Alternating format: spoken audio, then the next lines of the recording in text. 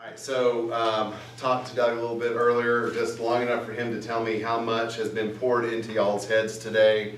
If you are expecting me to tell you anything that is deep and intellectual, you need to get on your cell phone now and start doing something else.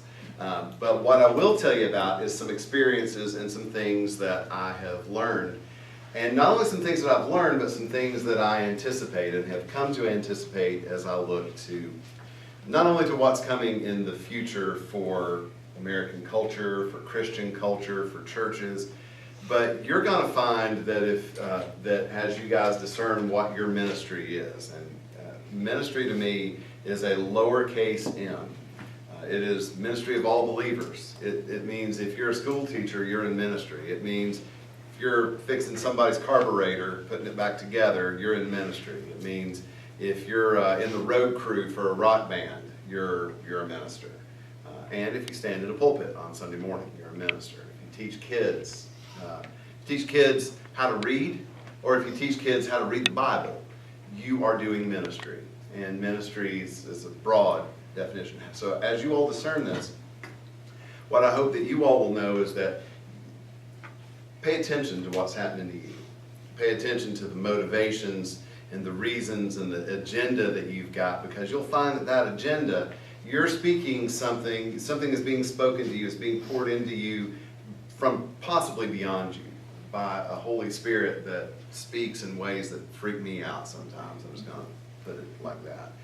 So what you guys need to know is that the shaping of things to come is, regardless of what happens, your story, the story that you live, you get to shape it. You get to change it. You get to mold it. You get to write it. You are the ones who are picking the metaphors that are going to guide you. You are the ones who are picking the places where you identify that God was present, and you are going to be the folks who highlight God's presence for somebody else.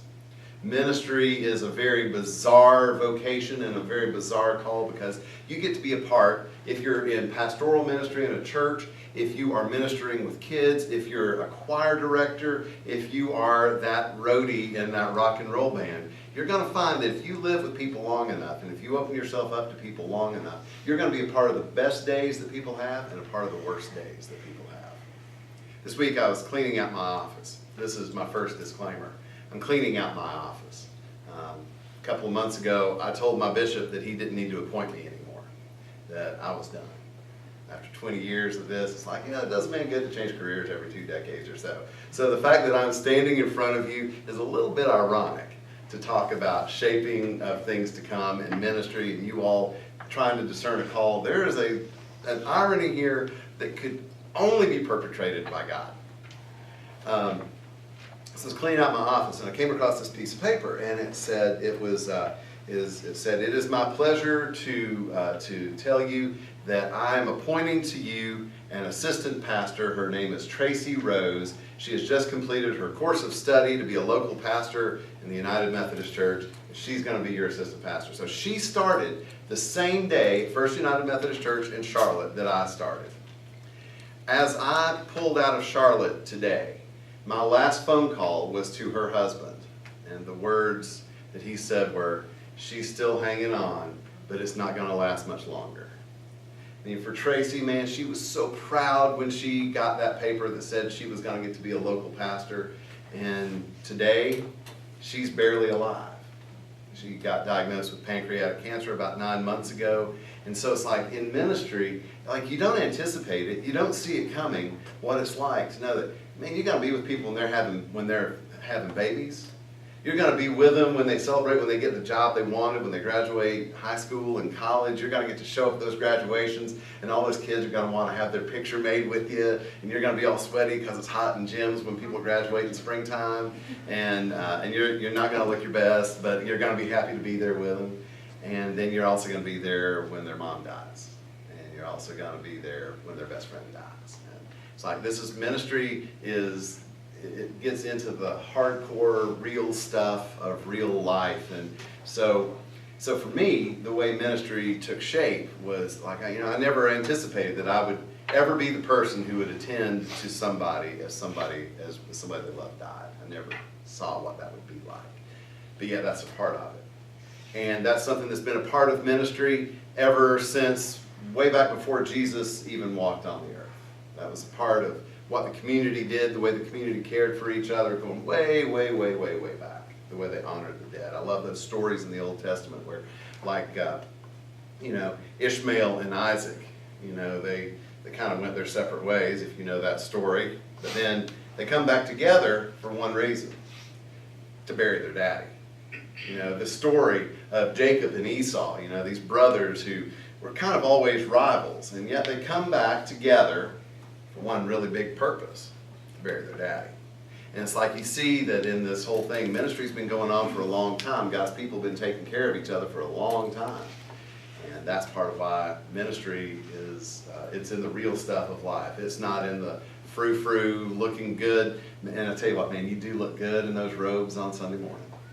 If you've not tried one on, you just need to do it just so you can get that little bit of addiction. And then you can go hear a sermon on humility so you get your hand slapped for it. But you know what? The thing is that while it feels, there is a powerful feeling being in the pulpit, and yet when you look out at your congregation and you realize that that congregation has changed so much in the last 2 months, and you're like, oh my gosh, what happened? How did this happen? How did this happen? So for me, the shaping of things to come, it means recognizing those things that are always going to happen. People are going to be born and people are going to die. God's Spirit is going to continue to speak to people. God's Spirit is going to continue to challenge people. As long as we are sinful creatures, there will be people who will insist on oppressing and enslaving others. As long as there is still sin in this world, there will be people who will motivate others by coercion. In other words, they're going to, I'll give you this if you'll do what I want, or if you don't do what I want, I might even throw you in the clink. This is always going to happen, and there will always be a need for God's people to speak into that. It's like the blues are real, man. The blues are so real, and if you ignore the blues, if you ignore that, then whatever comes, the blues are going to win, and you're never going to get past Friday. A great preacher guy named Otis Moss does a great sermon on this. He talks about going from, for Christians, we got to find a way to get from Friday to Sunday. We sometimes just get stuck on Good Friday, and sometimes when we refuse to speak out in those ways, we refuse to speak out against those injustices, we're just letting the world wallow in Good Friday. But we, as people of the gospel, we got to push it to Sunday, push it to Easter, to resurrection, because there is power more powerful than all of the oppression and pain of the world. If you're going to shape the world, if you're going to shape what's coming, you got to be thinking about that stuff. And you can't turn a blind eye to it because you look good in a robe, right? There's something bigger than that. So now for me, my call, see, the past is prologue. That's the whole thing. The past is prologue. What has been, it actually sets us on a trajectory of what's going to come. One of the things I like to say is that the prophets are not the people who predict the future, but they are the people who see most clearly what's happening in the present. And they're the ones who are able to identify it, to pinpoint it, to recognize that trajectory. If you want to really talk hardcore about all that stuff y'all have been learning today about ethics, and New and Old Testament, how to do good hermeneutics of the Bible, if it teaches nothing else, it teaches you to pay attention to reality. To pay attention to it, to look at it, and to be brave enough to look at it in its raw and gory and painful detail. Not to ignore it, but to embrace it, because it's part of God's creation. And the people who are hurting and suffering, those people are God's children. And that's scary sometimes when you discover that you have been called to people you never thought you'd be called to. Now, I'll come to that in just a minute. So for me, here's my call. I'm 16 years old. My mom died of cancer. 2 years that she was sick. She died of cancer. And when she died, I started finding that the church had very inadequate answers for my questions. And I had some big questions. This is a question. Am I going to get in trouble if I accidentally slip and cuss? All right, good, because it happens every now and then, and I'm trying to really be on today, but it happens every now and then, and I just don't want to make any guarantees that I've got a pure mouth here. Anyway, so my mom died when I was 16, and I remember it's like the church's answers, they had all these platitudes, like God must have needed another angel. It's like, well, whatever. It's like, and all this stuff that they say, it's like, well, for everything, there's a reason. It's like, well, yeah, she had cancer, that's the reason. It's like, no, God planned this. No, God didn't plan this, not the God that I know. So I started finding that I was really dissatisfied with what church had to offer. So I started doing the rebellious thing, right? See, that was back when Run DMC was first coming out. And so I had this I was like this weird kid, because I would one week I'd be driving to church, just blasting Run DMC as loud as I could as I pulled into the church parking lot. Then the next week I'd pull in with AC/DC, blasting as loud as I could. And then the next week I'd pull in with Bill Monroe, bluegrass, right? And it was like, I was just this weird kid, but it was like I was going to play it loud. I was going to make heavy metal out of bluegrass, and I was going to make bluegrass out of rap. I didn't care. I was going to play it all loud, and I was going to see if anybody would get pissed off at me, because it was kind of like y'all didn't have any answers for me. And it's like, and that even goes back to when I was in the 4th grade. My brother left his album collection behind when he went out west. There's an album, it's called Highway 61 Revisited by Bob Dylan. Anybody know this album? Okay, it's got this song called Highway 61 Revisited. And the lyrics of the song go like this. God said to Abraham, kill me a son. Abe said, man, you must be putting me on. God said no. Abe said what? God said, you can do what you want, Abe, but next time you see me coming, you better run. Well, Abe said, where do you want this killing done? God said, out on Highway 61. So I'm 4th grade, 9 years old. I started asking these questions, right? And so I go pull out my Bible, because, I was, let me tell you, 15 years perfect attendance. And not only that, I got all those gold stars for my memory verses. I was such a rock star when it came to that. Anyway, so I'm listening, I go and I look it up in the Bible, because I kind of remember that the story of Abraham was in Genesis. And so I looked it up and I saw this story about God telling Abraham to go kill his son and sacrifice him. And I was sitting there and I'm like, oh hell. I remember I cussed, I got in trouble. I got in bad trouble because I went to Sunday school. And when I got to Sunday school, I asked my Sunday school teacher, I said, so there's this story in the Bible, and you taught us about Father Abraham had many sons. Many sons had Father Abraham, but you didn't tell us that God told him to kill one of them. So that afternoon, I go home, and we're getting ready to go to my grandmother's house for Sunday dinner, because that's what we do in the mountains. And my mom had not spoken to me at all after church, not at all. We got in the car. We're on the way over to my grandmother's house, and she said, I just need to say one thing. For a little while, I need you not to talk in Sunday school except to say your memory verse. Okay, so now fast forward, my mom has died, and the church doesn't know how to answer my questions, and I'm asking these really big questions, right? And the church didn't have answers for this. And I would have left the church if it hadn't been for one thing. Easter break, my senior year in high school, and I was ready, man. I was done. I'd already, in my mind, I had already clicked the decline further service button, and in my own head. And so I'm sitting there, and I went to, on the day after Easter, I drove to, this will date me, I went to the Record Bar in Boone, North Carolina. See, there's some people who actually remember the Record Bar to buy my big old vinyl album of U2's Joshua Tree. And in this Joshua Tree album, there's this song, I still haven't found what I'm looking for. I believe in kingdom come when all the colors bleed into one. You took the cross and all my shame. You carried the cross and all my, whatever the line is. Anyway, and so I was listening to that and I was like, oh my gosh. I can be really frustrated with the church, and I can really feel like the church has not been adequate for my needs, and I can feel like the church doesn't know how to speak into my blues, and I can feel like the church doesn't know how to speak to my pain, but this Jesus guy is so damn compelling, I can't avoid him. Like everywhere I go, he's there, and he's finding this way to speak to me, and it's like, wow, I felt this great sense of like, I'm ready, I'm done. At the same time, it was like, no, you're not done, because I'm not done with you.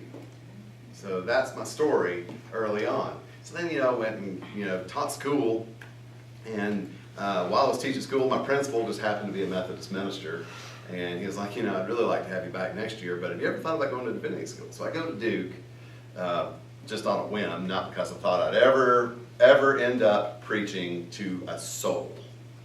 In fact, it was the farthest thing from my mind. It was the last thing I wanted to do. And yet, I'm up there serving communion. You know, communion gets me every time. And so, after my second year of seminary, I was a campus minister up at the University of Alaska. And I used to do these worship services. Now, there's a reason why I'm telling you this whole story. It really matters. Trust me. Or at least it matters to me, but who cares if it matters to y'all? Anyway, so we had this church. It was a congregational church, and it was almost right on campus. And they had this clergy couple there, and they were Garrett graduates, and they were very proudly Garrett graduates. And so I used to have this worship service every week, and I'd always make one of the two of them come and serve communion because I wasn't ordained yet. And so I'd make them serve communion for our campus ministry students, and they'd serve it. And these guys, they put up with more theological hackery from me. I mean, they dealt with the worst sermons, the worst exegesis, the worst biblical understanding in the world from me. And yet they kept coming. It was weird. And these guys would serve communion. And this one night I put together this panel discussion for the university. And it was a huge panel discussion. And I had a Catholic nun, I had a congregational pastor, I had a Methodist pastor. Are all y'all Methodists? No, good. Because the Methodist was the worst of that whole bunch, man. It was like, that dude stood up and read from the Book of Resolutions of the United Methodist. I was like, what are you doing, man? You're bombing my whole thing.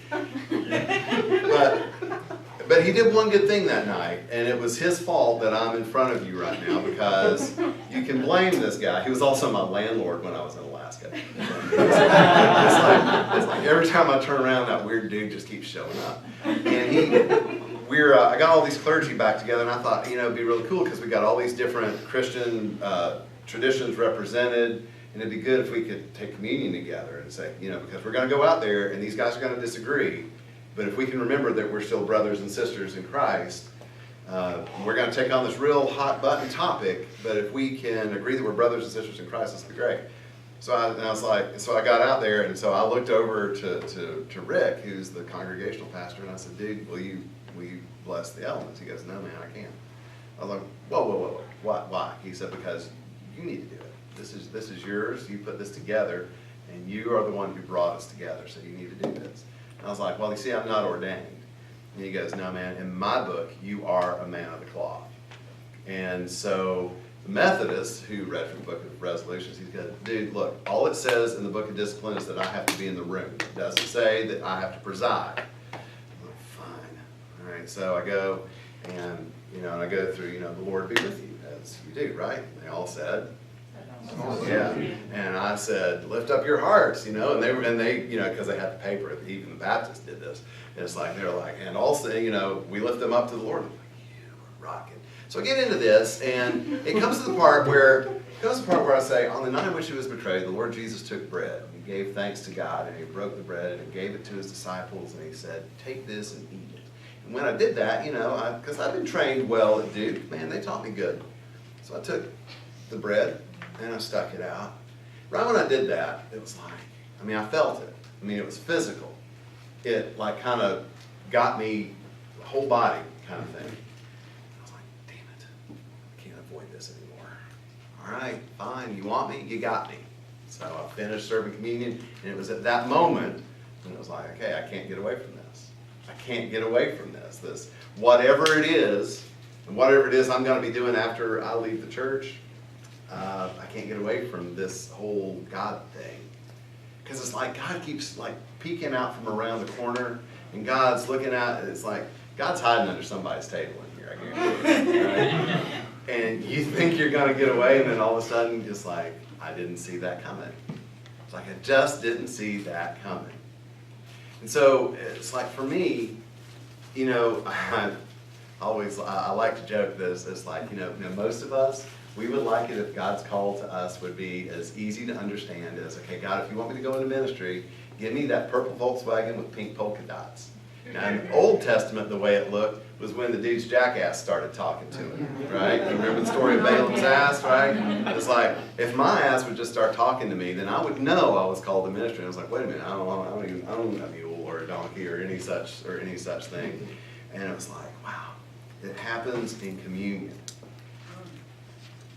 That's what I want you to think about, is that it happens with communion.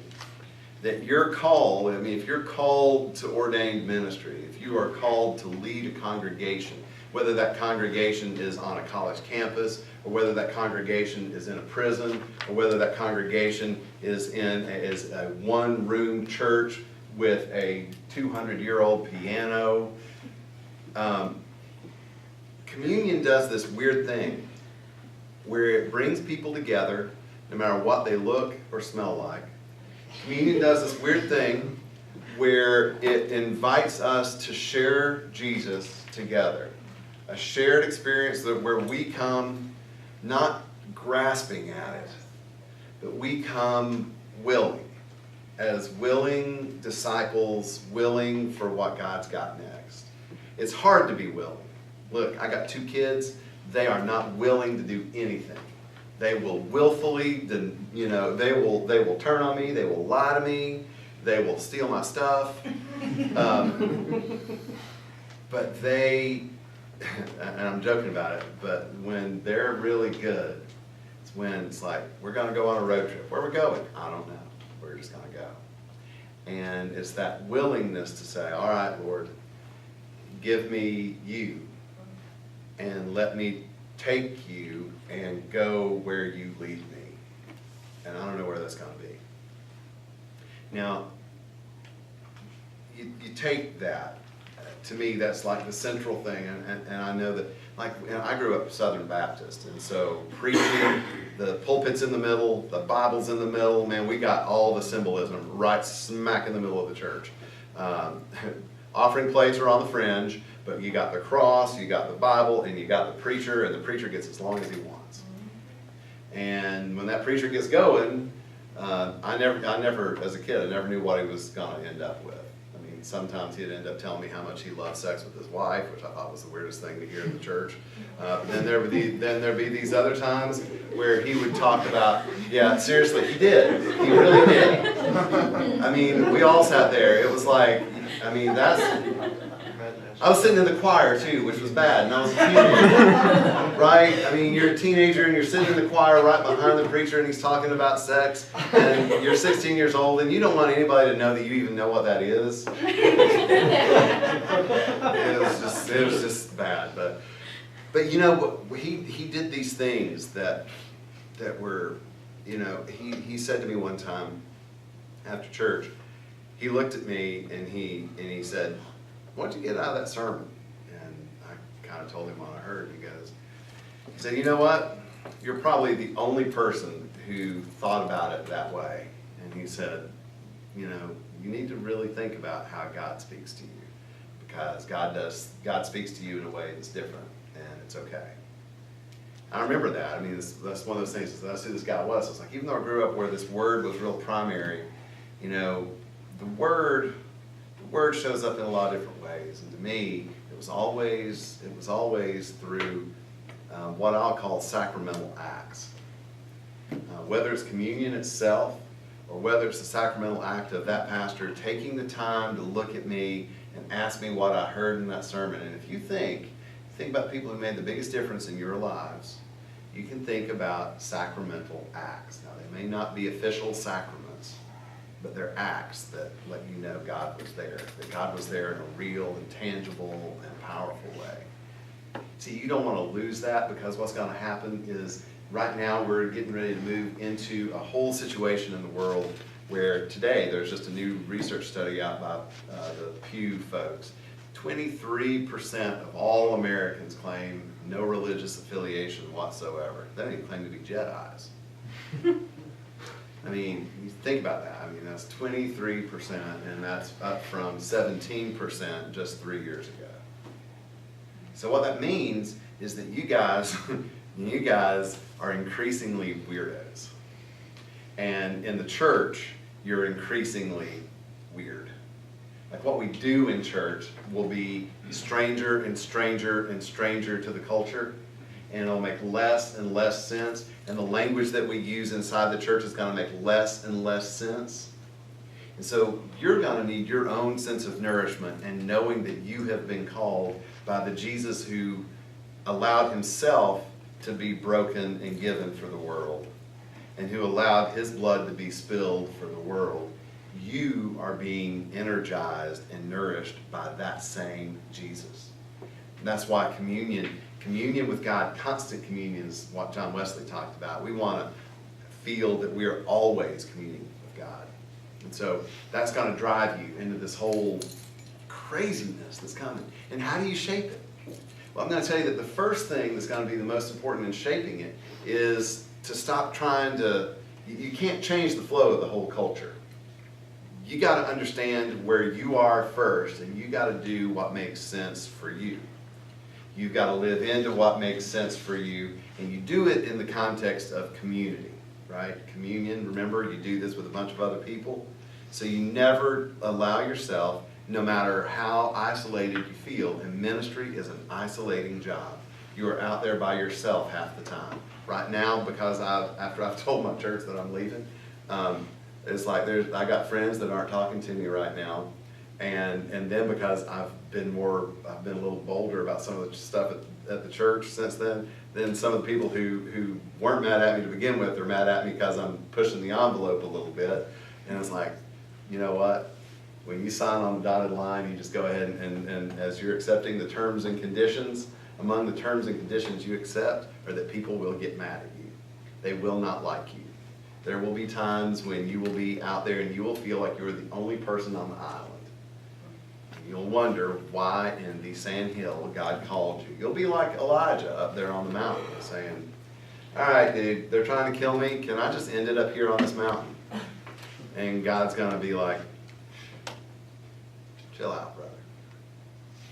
Because you get all wigged out over stuff, and you'll let it eat you up from the inside, and you're just going to have to remember, you're not alone in this.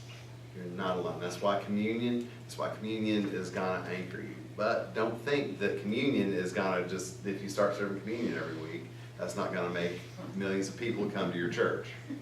In fact, there's another article out that I just read yesterday, and I can't remember who read it, and her whole thing was on the Christianity for the Rest of Us website, which is a really good website you ought to check out. And the writer said, sacramental Christianity isn't going to cut it for me. It's not going to make me go to church. And I thought that was fascinating, because all I've been told is that millennials just want experiential worship, and what's more experiential than communion? She's like, it cut it for me.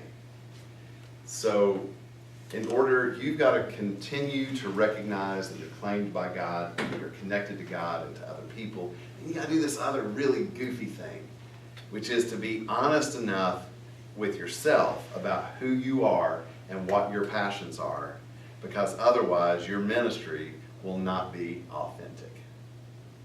Now, here's where the story gets really weird.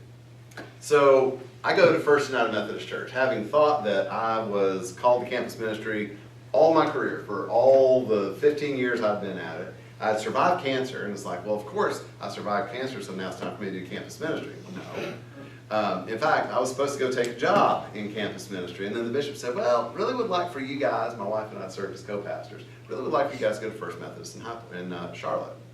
So away we go, trucking down to Charlotte. And we're down there, and I'm just on a whim, it's like, remember the story about me driving in the church parking lot? And I'd always known that, I'm going to really make some of you mad right now, and I just know it. I can't stand Chris Tomlin. He makes me, want to just, jump off of a building. and I know that some of you probably love Chris Tomlin, and that's okay. You can love him, and you can sort of fake mess up your hair like he does. And but I never got into this contemporary Christian music gig. It just never worked for me. You want to know who I really dig? Slash. Slash, the guitar player for Guns N' Roses.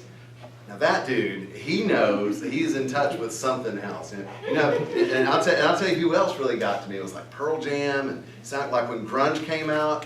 I mean, I was at the perfect age, and it just totally worked for me. And I was like, oh, finally, it's like, this is a sign that this is the rapture, I am in the rapture by this. Didn't feel like I was not living through tribulation. It was a rapturous experience. And anyway, so I'd always known this. So when I got to Charlotte, and I was not totally satisfied with being there, but it's, it's a big, huge stone building, right? Okay, and to tell you how stone this building is, they got arrow loops in it. Right? If you know your medieval architecture, arrow loops are these little things that are about that wide, and they're, they can be, 4 or 5 feet high. And the purpose of arrow loops in the Middle Ages is to put your archers in. Right? So when strangers come, you're pointing arrows at them. Nothing says welcome to Christianity like arrow loops. Right? So we got this huge building, right, with all these arrow loops. I think your church has some too, doesn't it?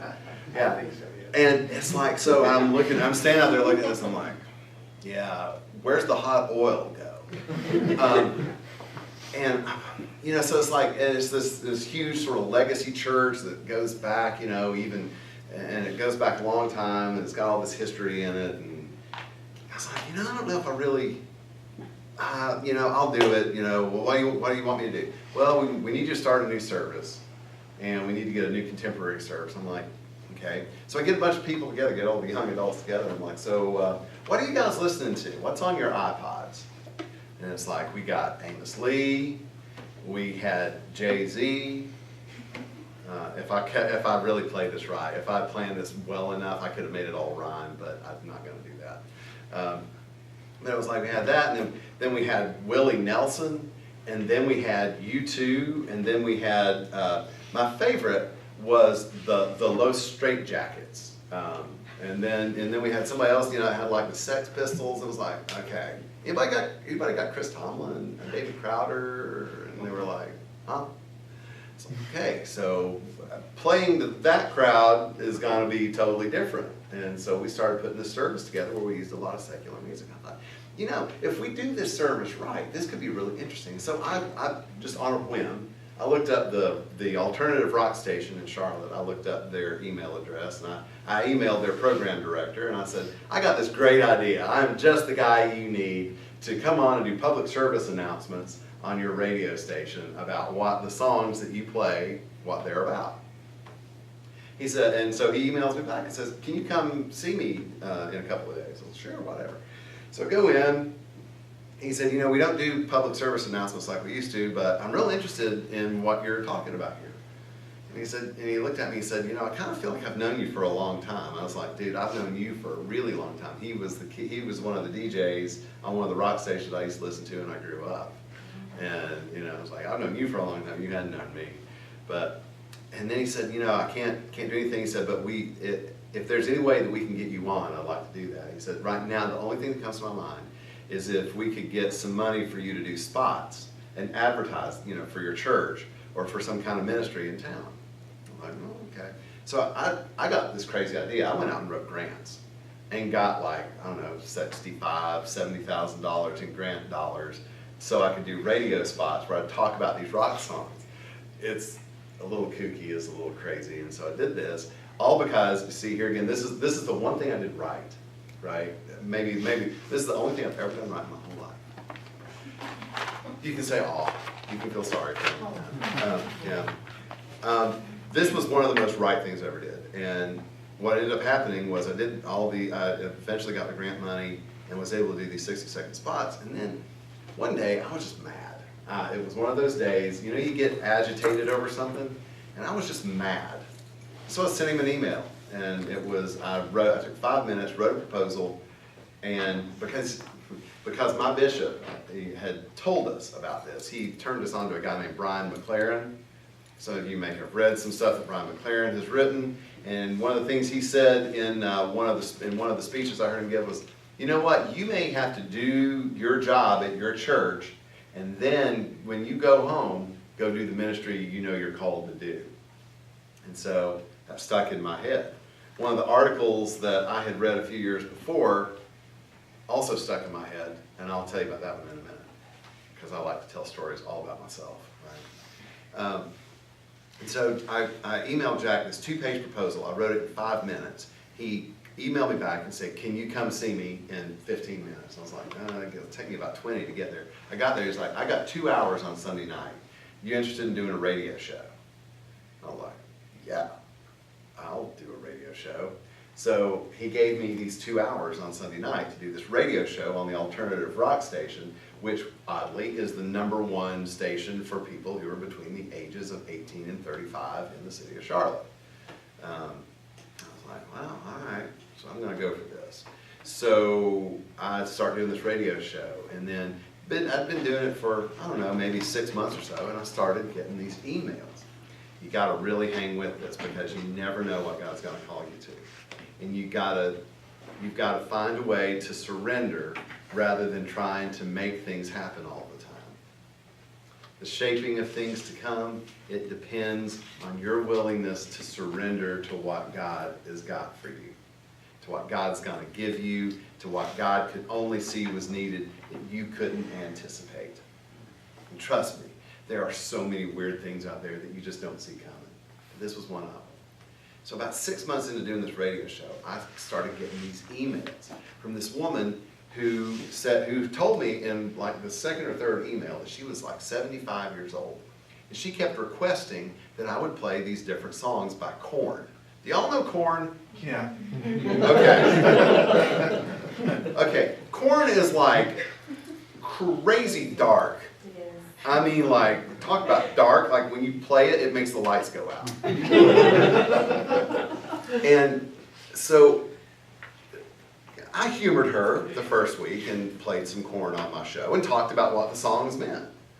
Did it the second week, and then the next week she wants me to play Disturbed. Okay, Disturbed, like Korn, when you play it, the lights go out. I'm like, so I'm like, who are you? What in the world is your story? She's like, well, I make these requests for my grandson. And then I'm thinking, what kind of grandmother requests that you play Korn and Disturbed for her grandson? Like, it's like, this is the path to hell here. Because my mom told me when I was listening to Iron Maiden when I was in the 8th grade that I might go to hell for listening to it. And so I'm like, well, tell me about your grandson. Well, my grandson is in prison. And she starts telling me the story of her grandson, who's now in prison and who's serving like 10 years for an accomplice to murder. And so she's telling me this whole story, and she's telling me about him and about his time in the service and about how he got a little bit messed up with drugs, but through drugs he got hooked up with a loan shark, and so I'm hearing the story. It's that communion moment again, right? When you know that you've been called to hold the bread for somebody, and then you just get that feeling that, okay, you're supposed to do this. So even though on my show I don't announce what I do for a day job, I called the chaplain and said, how about, I'm the pastor down here at First Methodist, this is my radio show, this guy in your prison listens to my show, and I'd like to come meet him. Well, he totally expedited that whole process. So I go up there to meet this guy, okay, and I'm thinking, and prison ministry has never been something I've done, like none, like zilcho, ever. And so I go to meet this guy and have this really long conversation with him, and I walk out back to the chaplain's office. There are like 10 or 15 guys milling around there. And so I looked to one of the guys who was standing there, and he said, they all heard you were here. They all listened to your show.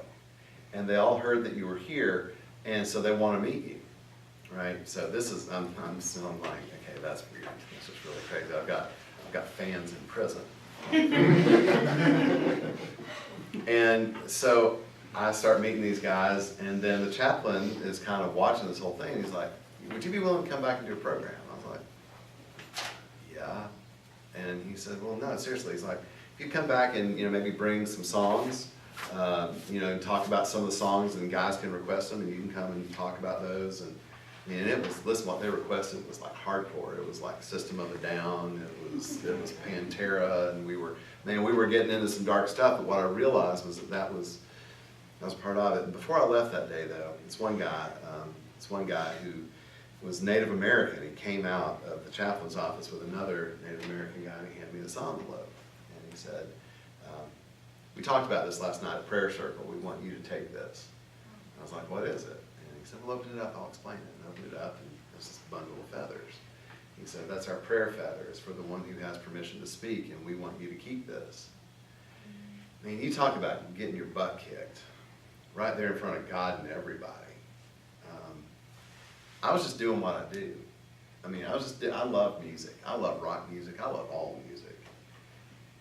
And I was just doing what I do. I didn't know I was doing anything. It's like 20 years of ministry. As many times as I've stood in the pulpit, as many days. I mean, you add up 20 years of 1 to 3 hours in the pulpit, or, of 1 to 3 sermons a week. You add that up, it starts to amount to weeks and even months that you've spent standing in a pulpit preaching to people. And I've never had anything that floored me like that. It's like, man, when somebody is willing to receive what God is offering them, and that need is always going to be there. So regardless of whether the iPod is obsolete, or regardless of whether our televisions eventually grow to be, 120 inches. Oh wait, they already are. Regardless of whether or not our houses start talking back to us, and regardless of what happens in the Middle East, people are always going to be needing what God's grace is giving them. And people are always going to be standing with their hands open, sometimes because that's going to be the only meal they're going to get. And sometimes because you're the person who's just doing what you do, and God's going to say, I need you to speak to these people. And you're not even going to know what it was. Isaiah 6, man, I love that story in Isaiah 6 where Isaiah goes into the temple and he goes up in there and he sees these angels all flying around, and he's like, woe is me. To put it in the language of the singer Beck, woe is me because I'm a loser, baby, so why don't you kill me? And this one angel's like, no. And he goes over and he gets a hot coal and he touches that hot coal to his lips to purify him. And he says, now, whom shall I send? Who will go for us? And dude's standing there and he's like, well, I'm here, send me. He doesn't even know what the adventure is. He hadn't planned it. He hadn't had a chance to map it out. He just knows that God called him and he said yes and he went. And that's what you guys are doing, and that's how you're going to shape it. Not because you're going to go out, you're not going to change the church. It's still going to be a big old institution. It's still going to have politics. People are still going to find the local church to be the only place where they can feel any sense of self-worth, and they will lord it over you. And you're still going to be there saying, this is the body of Christ broken for you. There are going to be people who are going to bring all their mess to church, and they're going to dump it, and it's going to be all your fault. It's going to be your fault that their dog died when they were 6 years old. This is the body of Christ broken for you. And then there are going to be those times when somebody's going to look at you and they're going to say, you know what, I was ready to leave the church until I heard something you said. And it's going to floor you. It's going to totally knock you on your backside, and you're going to be sitting there like, all this time I never knew. You're going to hear this voice that's going to say, do what you do and do it the best that you can do it. And you're going to say, all right, I'll do that. It's a little risky. It's a little weird. It's a little weird to be the preacher dude who, listen, I got to interview Slash last week. I got to go on the dude's tour bus, right? Right? I mean, you want to talk about an adrenaline rush? I mean, it's amazing I didn't pee on his rug. But it's like, so he's talking, and so I asked him some questions, and he started asking me some questions. I'm like, oh, please don't ask me if this is my full-time gig. Please don't ask me if this is my full. It's like, and he did. He was like, so what do you do? He's like, you do radio all the time? I was like, no. What else do you do? And I was like, well, I write for this newspaper. He's like, and what else do you do? I was like, well, I'm a United Methodist pastor. He goes, far out. And then the next sentence, I will leave out the participle form of the F word that he used, but he just said, no way, man. That's like a trip.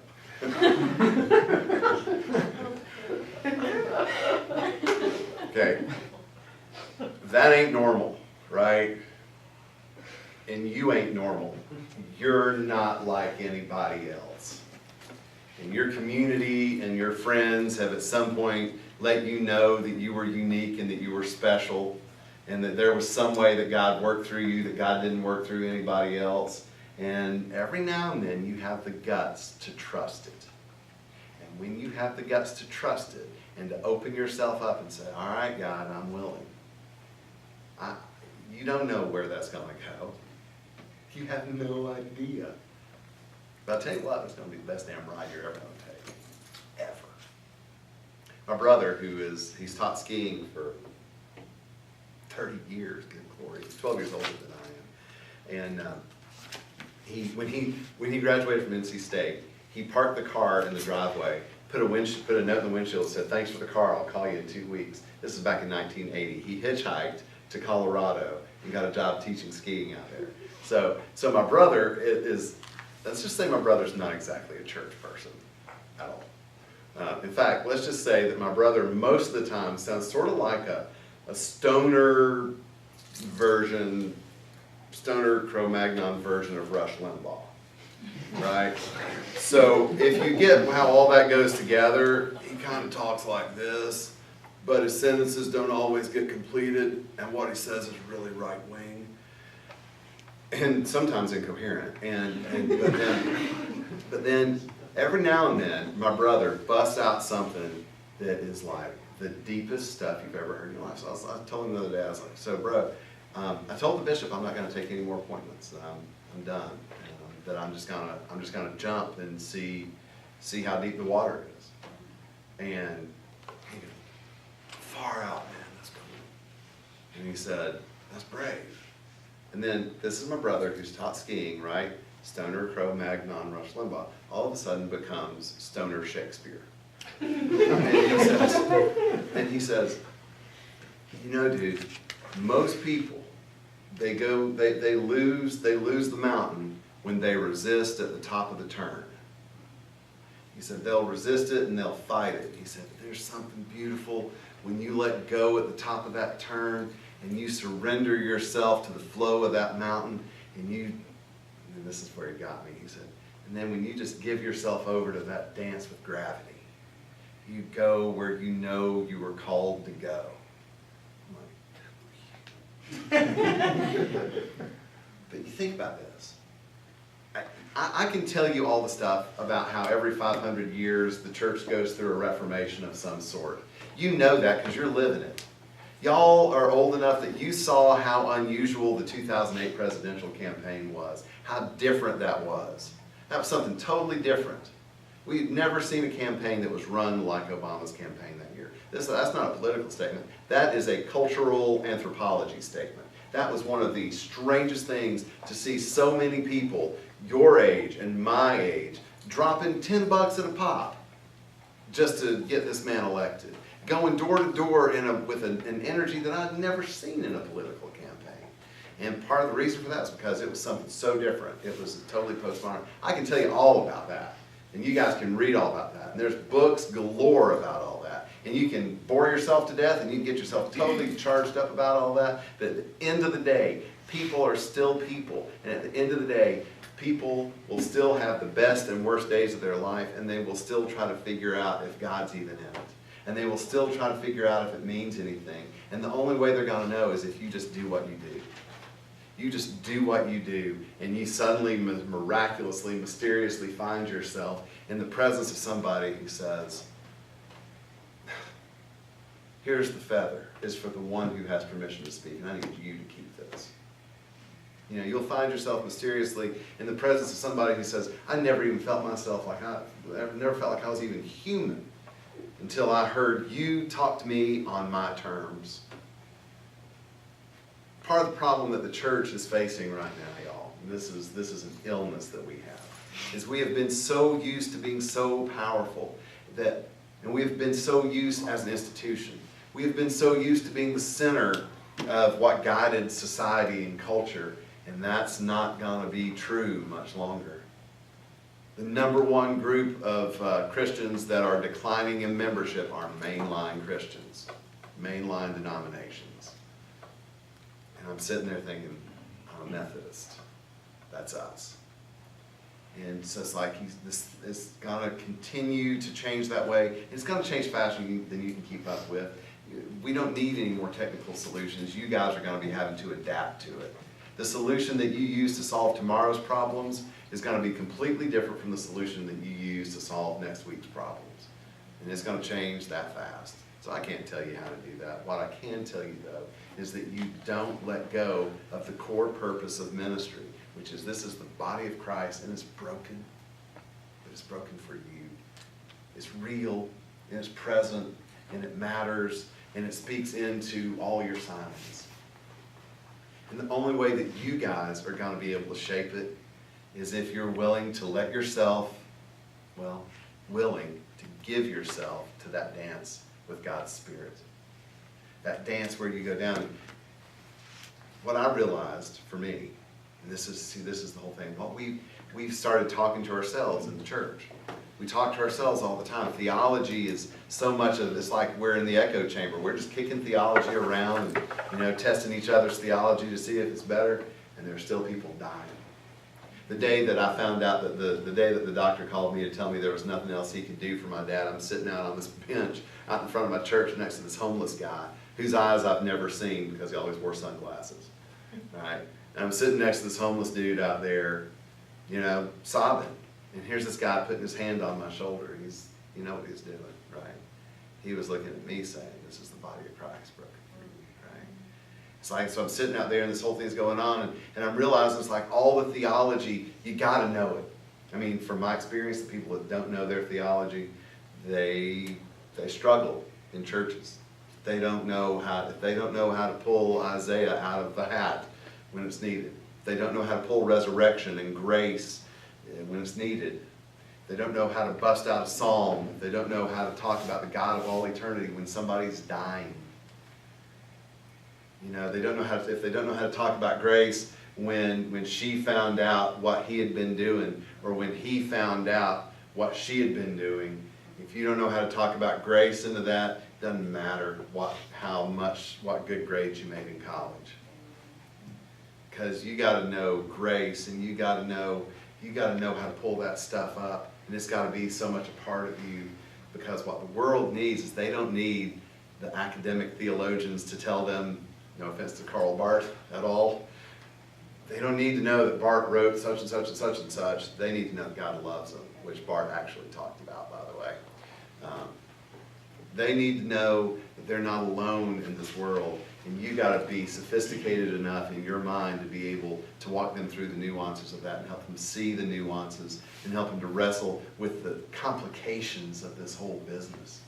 And when we start talking just in the echo chamber and we forget and we throw out the church words all the time, even on Sunday morning, you got to change your preaching. You can't preach to the initiated because they're already converted. It's the people, it's that 23% that's going to grow and get larger and larger and larger. They're the ones that need to know that they're not alone. And if you lose your edge, the unique edge that belongs to you, you're dead. Don't lose that unique edge, or you won't shape the future of the church. Don't lose that unique edge, or you won't be shaping a future towards God's desired in the kingdom of God. Because that edge, man, it is the language of the marketplace. Don't forget how to speak it.